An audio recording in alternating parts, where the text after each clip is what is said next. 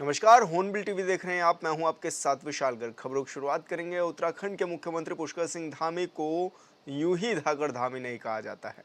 धाकड़ फैसलों की वजह से उत्तराखंड के मुख्यमंत्री की छवि धाकड़ मुखिया के रूप में उभर कर सामने आई है। और इन दिनों धाकड़ धामी का खनन माफियाओं पर हंटर प्रदेश में चर्चा का विषय बना हुआ है। क्या है पूरा मामला, इस रिपोर्ट में देखिए।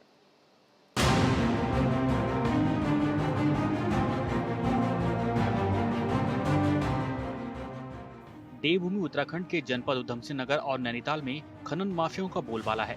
दिन का उजाला हो या फिर रात का अंधेरा, खनन माफिया अपने अवैध कारोबार को अंजाम देने में नहीं चूकते और हर बार सियासत में अवैध खनन का मुद्दा खूब भुनाया जाता है। सरकार बनती है, बिगड़ती है, लेकिन अवैध खनन का कारोबार टस से मस नहीं होता। लेकिन उत्तराखंड के मुखिया की कमान पुष्कर सिंह धामी के हाथों में आते ही खनन माफियाओं के खिलाफ विभागीय हंटर चलता हुआ दिखाई दे रहा है। देखिए, ये जो अवैध खनन के विरुद्ध हमारी जो सरकार की नीति है कि किसी भी तरह से अवैध खनन नहीं होना चाहिए, तो उसी के क्रम में लगातार जो है अवैध खनन के विरुद्ध अभियान चलाए जाते रहे। लेकिन इस बीच में पता चला कि अवैध खनन करने वाली कुछ व्यक्ति जो है ये स्टोन क्रशर जो है उनको इंस्टिगेट कर रहे हैं कि आप जो है माल लेकर के आओ। तो उसी के क्रम में स्टोन क्रशरों के ऊपर इनको कार्रवाई की गई है। उधमसिंह नगर में एक हंटर वन विभाग की टीम लगातार खनन माफियाओं पर चला रही है। तराई पश्चिमी डिवीजन के डीएफओ प्रकाशन आर्य अवैध खनन की रोकथाम के लिए विशेष अभियान चला रहे हैं, जिसमें पहले तो अवैध खनन के वाहनों पर ताबड़तोड़ कार्रवाई की गई और खनन माफियाओं के वाहनों पर जुर्माना लगाकर सरकारी खजाने में करोड़ों की बढ़ोतरी भी की गई। जिसके बाद अब वन विभाग ने इस स्टोन क्रशर को अपना निशाना बनाना शुरू कर दिया है। प्रकाशन आर्य के निर्देशों पर स्टोन क्रशरों के खिलाफ कार्रवाई की जा रही है। बाजपुर स्थित एक सिंग स्टोन क्रशर के साथ साथ जनपद नैनीताल और उधमसिंह नगर के लगभग 4 स्टोन क्रशरों पर वन विभाग की टीम ने सीज कर दिया है। विभाग की इस कार्रवाई से खनन माफियाओं में बौखलाहट देखी जा रही है और वन विभाग की कार्रवाई को रोकने के लिए लगातार खनन माफिया नेताओं के दरवाजे भी खटखटा रहे हैं। इसमें से कल एक सिंग स्टोन क्रशर था, ये बाजपुर के पास सिंग स्टोन क्रशर, उसको और उसका स्टॉक था एक, उन दोनों को जो है कल सीज किया गया है।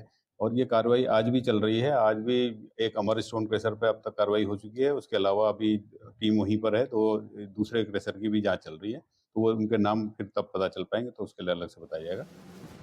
अवैध खनन को रोकने के लिए डीएफओ प्रकाशन आर्य की तरफ से चलाए जा रहे अभियान को अब और भी शक्ति के साथ चलाया जाएगा। प्रकाशन आर्य ने खनन माफियाओं को कड़े शब्दों में चेतावनी देते हुए कहा कि क्षेत्र में अवैध खनन के कारोबार को हरगिज बर्दाश्त नहीं किया जाएगा। नियमानुसार ही खनन को अंजाम दें और अवैध खनन करते हुए भविष्य में कोई भी पकड़ा जाता है तो उस पर सख्त से सख्त कार्रवाई की जाएगी। नहीं, फिलहाल तो ई पोर्टल बंद करने का मतलब तो यह है कि उनकी खरीद-बिक्री बंद कर दी गई है। तो उनके पास जो भी मटेरियल है, क्योंकि वो काफ़ी ज़्यादा मटेरियल था उनके पास, तो उसकी नपत करके उसका वॉल्यूम निकालने के लिए, क्योंकि टीमें आज कल शाम को उन्होंने किया और आज फिर से फील्ड में है उनको दूसरे क्रशरों की जाँच करने के लिए। तो जाँच के उपरांत वो सबको बैठ कर के हर क्रशर का अलग-अलग निकालेंगे और उसमें जिसके पास भी जितना-जितना मटेरियल होगा उसके हिसाब से उनके ऊपर जुर्माना या जो भी कार्रवाई सरकार चाहेगी तो वो लगाएगी। बिल्कुल ये निश्चित समझ लें सब लोग, जो भी इस तरह से अवैध खनन में लिप्त हैं, उनके विरुद्ध सरकार सख्त कदम उठाने की तैयारी में है और हम लोग सब उसी के लिए लगे हुए हैं कि किसी भी तरह से अवैध खनन किसी क्षेत्र में नहीं होने दें। धाकड़ धामी के धाकड़ अधिकारियों ने खनन माफियाओं पर ताबड़तोड़ कार्रवाई कर खनन माफियाओं की कमर तोड़ने का काम किया है। अब देखने वाली बात होगी कि अवैध खनन पर पूरी तरह से रोक लगाने में धाकड़ अधिकारी सफल होते हैं या फिर नहीं। Bureau report, hornbill TV.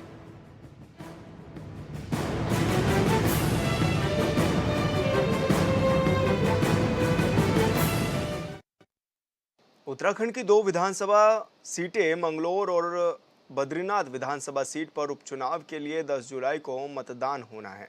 ऐसे में जहां सभी राजनीतिक दल अपनी पूरी तैयारियों में जुटे हुए हैं, वहीं उपचुनाव को लेकर सियासत भी गरमाई हुई है।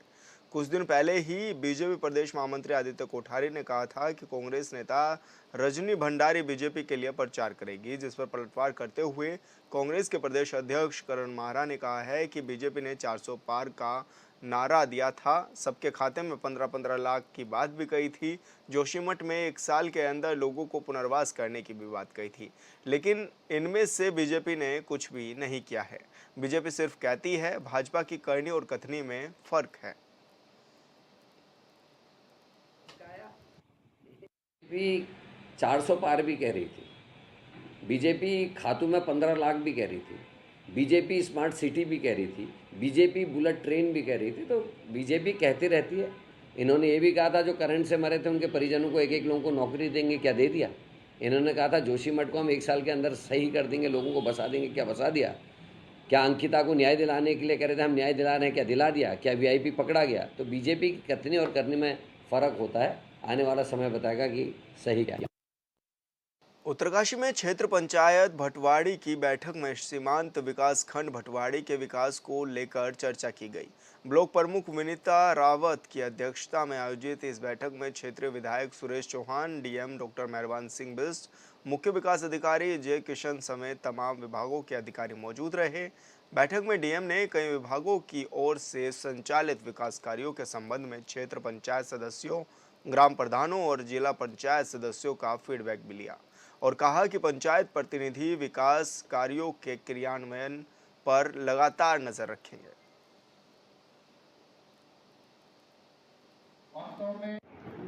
देखो, जो हमारे सम्मानित प्रधान क्षेत्र पंचायत सदस्यों के द्वारा जो जनता की जो बात है, जो उनकी समस्याएं, चाहे सड़क से, पेयजल से, उन समस्याओं को यहाँ पे उठाया जाता है और हमारे जो अधिकारीगण है उसका समाधान करते हैं।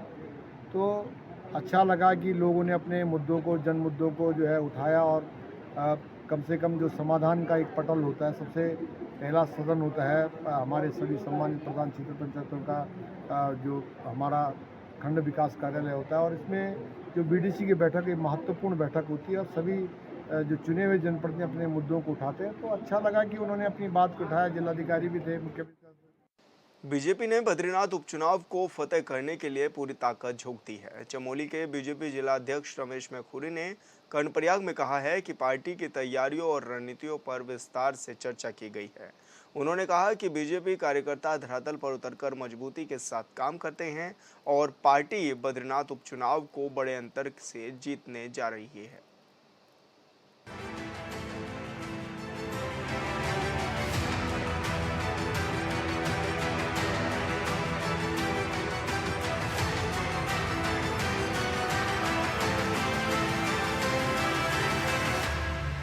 दस जुलाई को उत्तराखंड की 2 विधानसभा सीटों पर उपचुनाव है, लिहाजा सत्ताधारी पार्टी बीजेपी और विपक्षी पार्टी कांग्रेस के नेता मजबूती के साथ वोटरों को साधने में जुटे हैं। चमोली के बीजेपी जिला अध्यक्ष रमेश मैखुरी ने बताया कि बीजेपी एक कैडर आधारित पार्टी है और इसका संगठनात्मक ढांचा मजबूत है।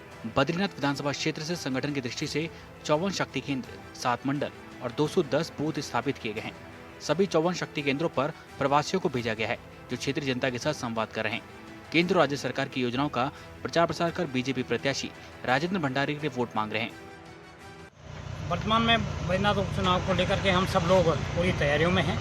अपने मंडल स्तर और शक्ति केंद्र स्तर पर प्रत्येक कार्यकर्ताओं को हमने शक्ति केंद्र प्रवासी के रूप में 54 जो हमारे शक्ति केंद्र हैं उसमें कार्यकर्ता हैं। अपने मंडल के प्रवासियों के रूप में अपने विधायकगण, अपने प्रदेश के पदाधिकारीगण लगातार मंडलों के कार्यकर्ताओं के संपर्क में हैं। उसके साथ साथ ही अपने जिले में विधानसभा बद्रीनाथ में विशेषकर अपने प्रदेश के मुख्यमंत्री जी के कार्यक्रम तय किए गए हैं। अपने प्रदेश के जो मंत्रीगण हैं वो कार्यक्रम तय किए गए हैं।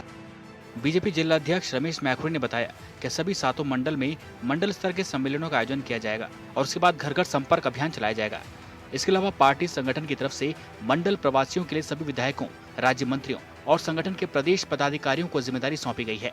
बद्रीनाथ विधानसभा के अंतर्गत सभी 7 मंडलों में मुख्यमंत्री पुष्कर सिंह धामी ताबड़तोड़ जनसभाएं करेंगे। प्रदेश के सभी मंत्री और पौड़ी लोकसभा के सभी विधायकगण प्रत्येक शक्ति केंद्र में रैलियां और जनसंपर्क अभियान चलाएंगे। रमेश मैखुरी ने विश्वास जताया कि बीजेपी बद्रीनाथ उपचुनाव को भारी मतों से जीतने में सफल होगी। साथ साथ ही सभी मोर्चों, जो हमारे 7 मोर्चे हैं उसमें विशेषकर 5 मोर्चों के कार्यक्रम बद्रीनाथ विधानसभा उपचुनाव के लिए कार्यकर्ता को चयनित करके उनके स्थान पे प्रत्येक बूथ पे उनको काम दिया गया है। इस प्रकार से हम ये कह सकते हैं कि हम जहां लोकसभा में 8000 से अधिक मतों से हमने बद्रीनाथ विधानसभा चुनाव जीती थी और इसको हम कम से कम 20,000 मतों से बद्रीनाथ उपचुनाव को जीतेंगे। इधर बद्रीनाथ सीट से बीजेपी प्रत्याशी राजेंद्र भंडारी ने कहा कि बीजेपी कार्यकर्ता क्षेत्रीय जनता के साथ संवाद कर रहे हैं और केंद्र और राज्य सरकार की योजनाओं के बारे में जानकारी दे रहे हैं। बीजेपी कार्यकर्ता जनता को बता रहे हैं कि बीजेपी सरकार ने कैसे उनकी समस्याओं का समाधान किया है। भविष्य में और भी विकास कार्य करने के लिए प्रतिबद्ध है।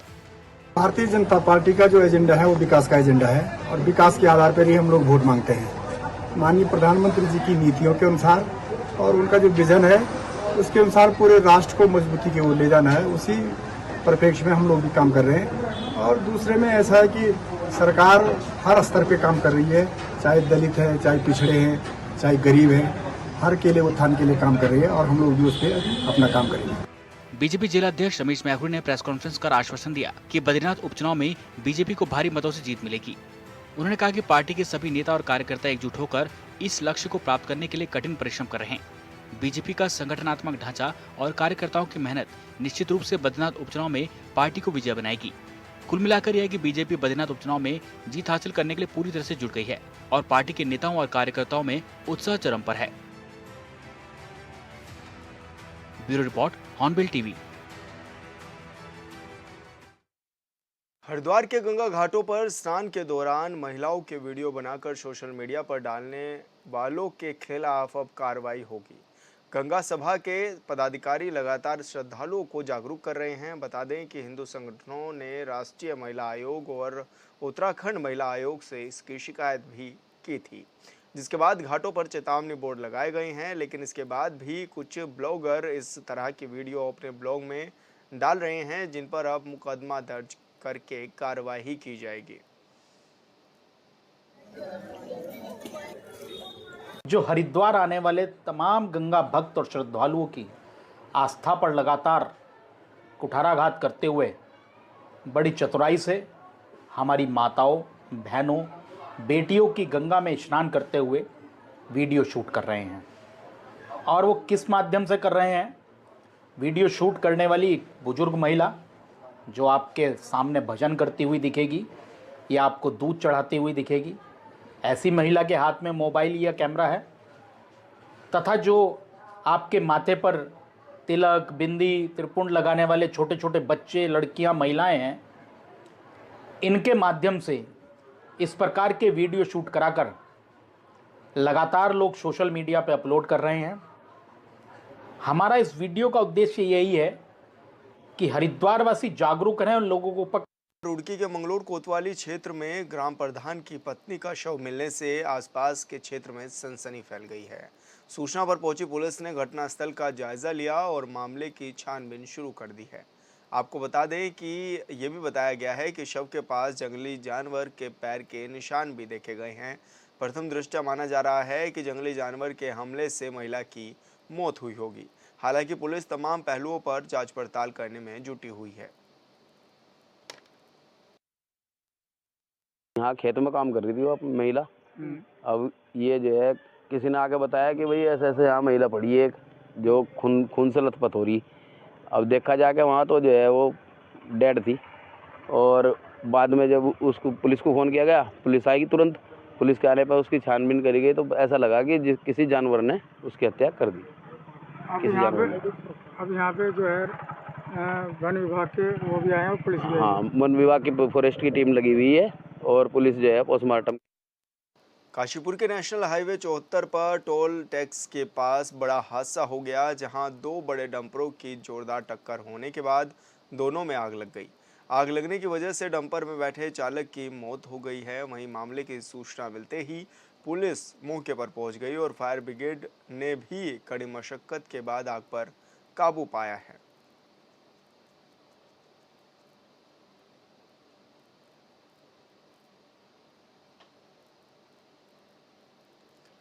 दिनेशपुर के जयनगर नंबर 3 में बिजली की लाइन की चपेट में आकर एक नर हाथी की मौत हो गई है। सूचना पर पहुंची वन विभाग की टीम ने हाथी को पोस्टमार्टम के लिए भेज दिया है।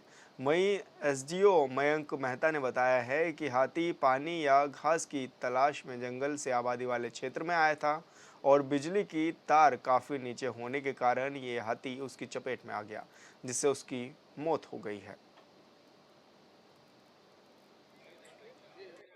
जी, जो जंगल से हाथी जो है ये आपका जयनगर का क्षेत्र है। इसमें यहाँ पे सोलर फेंसिंग लगी हुई थी, जिसको तोड़ते हुए हाथी अंदर आया हुआ है और ये खेतों में आया हुआ है। और प्राइमरीली देखते हुए तो लगता है क्योंकि तारे यहाँ पे बहुत नीचे हैं, तो प्राइमरीली ये केस एक इलेक्ट्रिक्यूशन का लगता है। हमने अपने संबंधित जो हमारे फॉरेस्ट वेटनरी ऑफिशियल्स हैं वेटनरी डॉक्टर्स हैं उनको बुला लिए गए हैं यहाँ पे। और जो फाइनल रिपोर्ट है कि इसकी एक्चुअल कॉज क्या है डेथ का, तो फाइनल रिपोर्ट और पोस्टमार्टम के बाद ही दे पाएंगे। ये जंगल विभाग जो है इसमें कारगर है, जिसमें कि इन्होंने नाला निकालना चाहिए था, सोलर फेंसिंग इन्होंने लगानी चाहिए थी। 4 साल 5 साल हम पहले सुनते थे भी हमारा भी चलो इसमें हमारा भी हो जाएगा, सोलर फेंसिंग लग जाएगा, हमारे को अपना खर्चा नहीं करना पड़ेगा। जबकि बाद में देखा इन्होंने कोई खर्चा नहीं किया, ना सोलर फेंसिंग लगाया। अपने संजय वन की तरफ से तो इन्होंने लगा दिया। हमारे इधर जो छतरपुर हो गया, ये जयनगर नंबर 2, 3 हो गया, यहाँ पे कोई नाली नहीं निकाली। नाली निकाली भी तो है 2 मीटर 2.5 मीटर, उससे ज़्यादा नहीं निकाली है, क्योंकि हाथी बड़ा है जानवर, वो तो 6 फुट की वैसे ही एक कदम में रखने में 6 फुट उसका भरपाई हो जाती है। हाथी बहुत घूमने आते, कई बार हम जंगलों में पहले गए थे, लेकिन हम ये फैंसी कराओ कुछ करवाते नहीं। फिर आके हम लोगों ने अपने पैसा लगा के फैंसी की है, तो यहाँ से फैंसी तोड़ के तो हाथी अंदर आ गया। अंदर आते भाई ये तार नीचे थी, यहाँ से करंट में लग के मर गए। ये जो तार नीचे कभी आप लोग शिकायत किया बिजली विभाग से? मतलब दिया है, इसका लिखित रूप में दे रखा है, मान के। लोकसभा चुनाव 2024 में उत्तराखंड में 57.24% वोटिंग हुई है। वोटिंग का ये आंकड़ा पिछली बार की तुलना में काफ़ी कम रहा है। कम वोटिंग परसेंटेज होने की वजह से एक बड़ी वजह चुनाव बहिष्कार भी माना जा रहा है। प्रदेश के अलग अलग जिलों में 35 गांवों के लोगों ने मूलभूत सुविधाओं, विकास कार्यों की मांग पूरी न होने पर चुनाव का बहिष्कार किया था। उस वक्त जब खबर मीडिया की सुर्खियां बनी थी तो राज्य सरकार ने आनन फानन में अधिकारियों को उस गांव में जाने को भी कहा था जहां के लोगों ने वोट नहीं दिया था। जितने अधिकारी थे उस समय वो सभी गांव में भी गए थे और ये कहना बड़ा मुश्किल भी है क्योंकि प्रदेश की 2 विधानसभा सीटों पर फिर अब चुनाव होने हैं और ऐसे में अब गाँव के लोगों ने एक बार फिर से चेतावनी दे दी है कि अगर उनकी मांग पूरी नहीं हुई तो वो फिर से वोट का बहिष्कार करेंगे। जब तक रो नहीं तब तक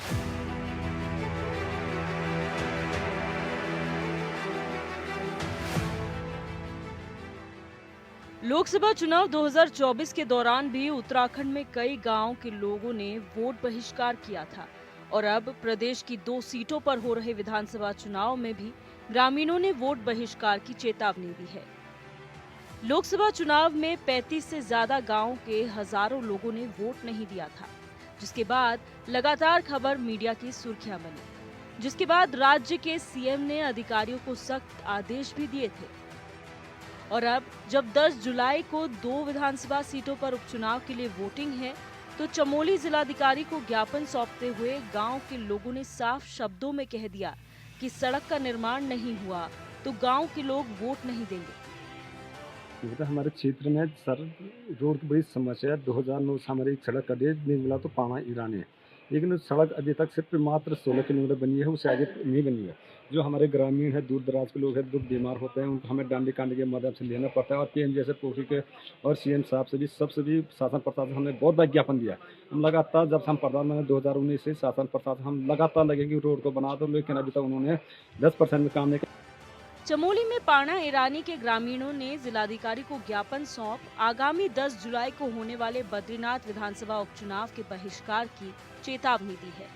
दरअसल 2019 से निजीमुला ईरानी पाना मोटर मार्ग किलोमीटर 19 पर 66 मीटर मोटर पुल का निर्माण किया जा रहा है, लेकिन 5 साल बीत जाने के बावजूद भी अब तक निर्माण पूरा नहीं हुआ है, जिसे लेकर पाना ईरानी के ग्रामीण बहुत परेशान हैं। झिंझी नामक स्थान पर एक पुल है, पहले हमारे एक झूला पुल था वो भी तोड़ दिया उन्होंने आने जाने के लिए, वो भी तोड़ दिया और दूसरा पुल था वो पुल भी नहीं बन पाए महोदय। तो हमारे शासन प्रधान जी कि हमारी जल्द से जल्द उस कामों को पूरा कर दिया जाए और हमें मांग होगी तब जाके हम जो हमने लोकसभा चुनाव में मत का बहिष्कार किया था इसीलिए किया था, लेकिन अभी तक भी उसमें कोई कार्य नहीं हुआ। उपचुनाव बद्रीनाथ विधानसभा उपचुनाव भी होने वाला है, लेकिन अभी तक उसमें एक भी % कार्य नहीं हुआ। इसलिए हम डीएम साहब से मिलने आए थे, लेकिन डीएम साहब ने यह आश्वासन दिया कि जल्द से जल्द आपका कार्य पूरा, हम देखते हैं काम कब तक पूरा हो सकता है। इससे पूर्व भी ग्रामीणों ने लोकसभा चुनाव का बहिष्कार किया था। 2 महीने का समय बीत जाने के बावजूद भी इस पुल पर कार्यदायी संस्था के द्वारा कोई भी निर्माण कार्य प्रगति पर नहीं दिख रहा है। कार्यदायी संस्था पीएमजीएसवाई की तरफ से कोई भी प्रगति न होता देख ग्रामीणों ने जिलाधिकारी को ज्ञापन सौंपा और चुनाव बहिष्कार की चेतावनी दी। हाल ही में ग्रामीण मुख्यमंत्री को भी इस बाबत ज्ञापन दे चुके हैं। हम लगातार माननीय जिलाधिकारी और कल हम माननीय मुख्यमंत्री से भी हमारे जो ग्रामीणों के साथ हमने वार्ता किया है एक शिष्टमंडल के साथ, और जो हमारा जो मुद्दा है 2009 से 2024 लग गया है, और सड़क जो प्रधानमंत्री सड़क योजना के तहत बिजमला पाणीरानी मोटर मार्ग के संबंध में, और उसके 19 किलोमीटर के बीच में जीजी पुल का नामी स्थान है, वहाँ पे 2019 से टेंडर प्रक्रिया जारी है। अभी तक उस पुल पे सिर्फ 10% कार्य हुआ है और आज तक उसमें कार्य बंद पड़ा हुआ है। आपको बता दें कि मोटर मार्ग न होने के चलते ग्रामीणों को भारी दिक्कतों का सामना करना पड़ता है। कई बार कोई ग्रामीण अगर बीमार हो जाता तो उसे डंडी कंडी के सहारे पैदल ही मुख्य मार्ग तक पहुंचाना पड़ता है। कई बार शासन प्रशासन से आश्वासन के बाद भी कोई सकारात्मक पहल अभी तक नहीं हुई है। मजबूरन ग्रामीणों को ये कदम उठाना पड़ रहा है।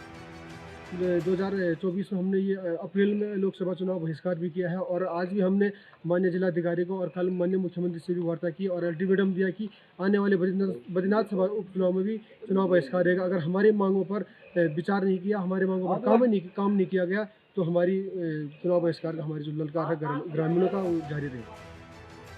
मतलब सोचने वाली बात है कि लोकसभा चुनाव में वोट बहिष्कार किया, सीएम तक ग्रामीणों ने अपनी बात पहुंचाई, जिले में बैठे अधिकारियों से वर्षों से गुहार लगा रहे हैं, फिर भी कोई सुनने को तैयार नहीं है। और अगर ऐसा नहीं तो फिर बार बार यहाँ के लोगों को वोट बहिष्कार क्यों करना पड़ रहा है? क्यों गांव के लोग उपचुनाव में भी वोट बहिष्कार की बात कह रहे हैं?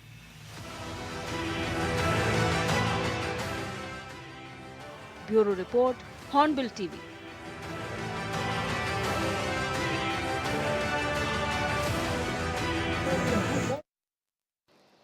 और फिलहाल इस बुलेटिन में इतना ही। आप देखते रहिए हॉर्नबिल टीवी।